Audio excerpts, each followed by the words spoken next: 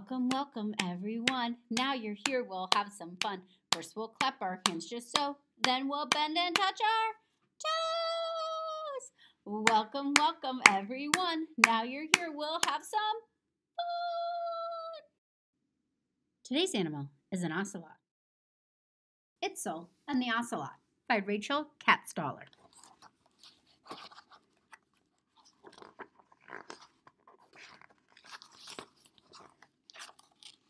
Many, many years ago, although it might have been yesterday, a little girl named Itzel lived with her Nana at the edge of the jungle. Itzel loved nothing more than to listen to her Nana's stories and to play the flute her grandfather had made for her. The year of our story, a long dry spell had plagued the country, and not one drop of rain had fallen from the sky. Itzel and her Nana needed rain to water the seeds they had planted together. Their stores of corn, beans, and squash were running low. Her Nana would soon have nothing to sell at the market, and worse, they would have nothing to eat. At night, as the fresh breeze cooled them, Itzel swung in the hammock, and her Nana told her favorite story.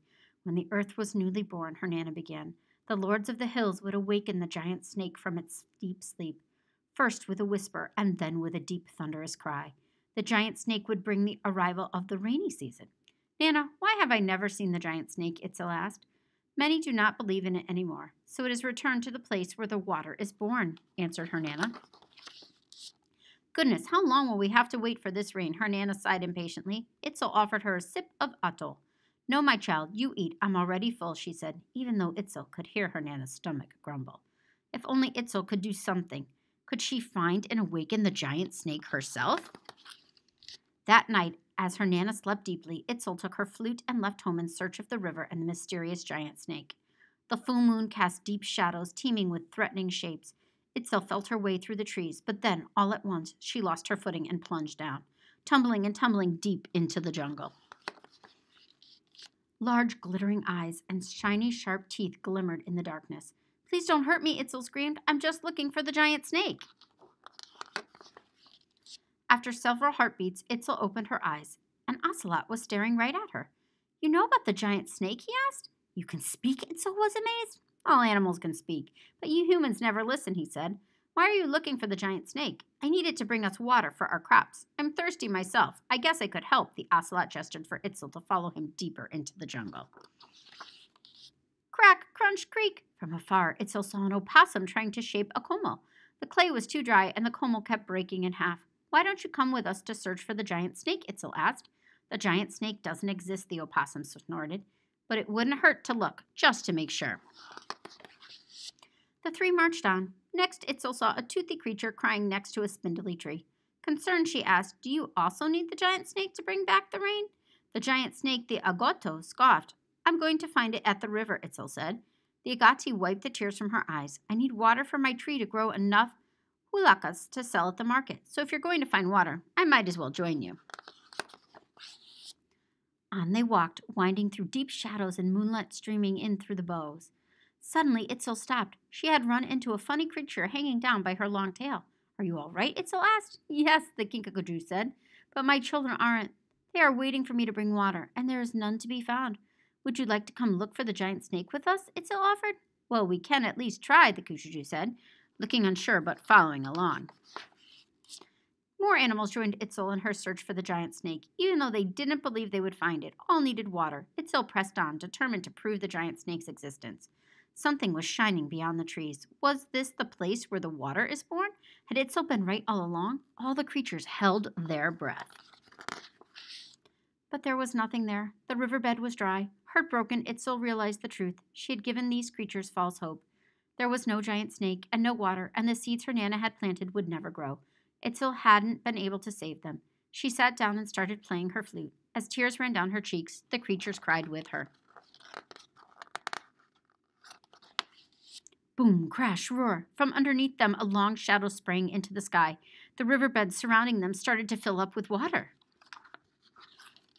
Itzel and the ocelot held on to each other as a wave from the rising river lifted them up, carrying them downstream.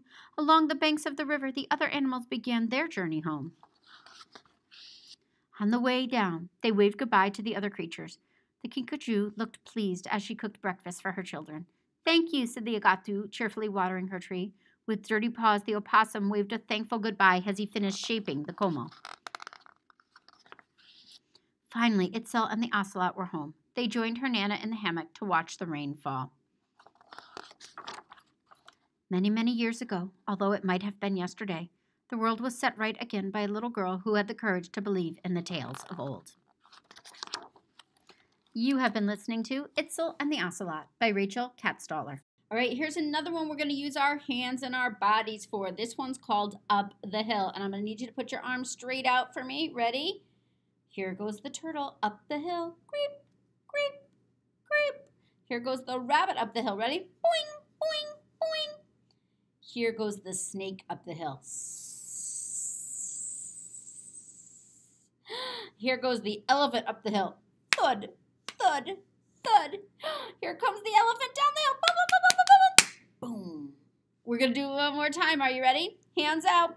Here goes the turtle up the hill. Creepity, creepity, creepity, creep. Here goes the rabbit up the hill. Boing, boing, boing, boing. Here goes the snake up the hill. And here goes the elephant up the hill. Boom, thud, thud, thud. And here comes the elephant down the hill. Boom, boom, boom, boom, boom, boom, boom, boom, boom. Crash. Ocelot by Grace Hansen.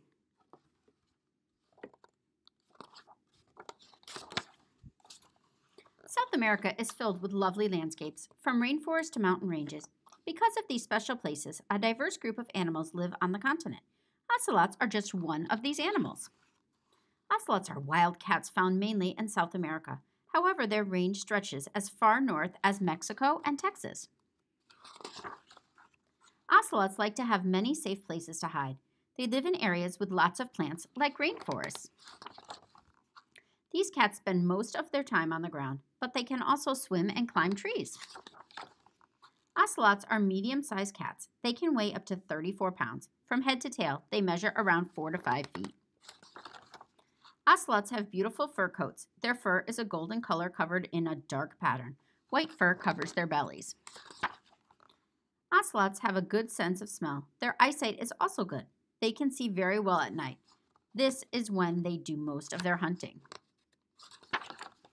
Ocelots are solitary animals, but they do come together to have young. After 2 months, females give birth to up to 4 kittens. Kittens are born with darker fur and markings. The mother cares for and feeds her kittens. She teaches them to hunt. Kittens will stay with their mother for up to 2 years. More facts: ocelots hunt all sorts of prey. They mainly eat small rodents, but they will also eat birds, lizards, snakes, fish, rabbits, and other foods. Ocelots sleep for most of the day. They find safe spaces to sleep, like under bushes, on a tree branch, or inside a hollow tree. These cats can live up to 10 years in the wild. In zoos, they can live up to 20 years. Glossary: continent, one of the Earth's 7 major areas of land. The continents are Africa, Antarctica, Asia, Australia, Europe, North America, and South America. Diverse, of different kinds or sorts. Prey, an animal that is hunted by other animals for food. Range, the area throughout which a living thing naturally lives or occurs. Solitary, living without others. You have been listening to Ocelot by Grace Hansen. Hey, thanks for joining me for today's Animal Explorers Ocelots. We began our journey today with Itzel and the Ocelot by Rachel Katstaller, published by Kids Can Press. And we watched how Itzel and her friend the Ocelot and other animal friends journeyed down the river to try and find water and help all of their lives become better. But what really helped was working together. That's what I loved. Then we read Ocelot by Grace Hansen, published by ABDO, and we got to learn all about this South American cat. And is this what you think of when you think of a cat? I love that they call their babies kittens, because that's not really what I think of as a kitten, right? And we learned all sorts of cool stuff about this beautiful cat. Thanks for joining us. We hope you enjoyed the journey today, and we'll see you on our next Animal Explorers. Let us know your favorite animal so we can cover it on a future Animal Explorers.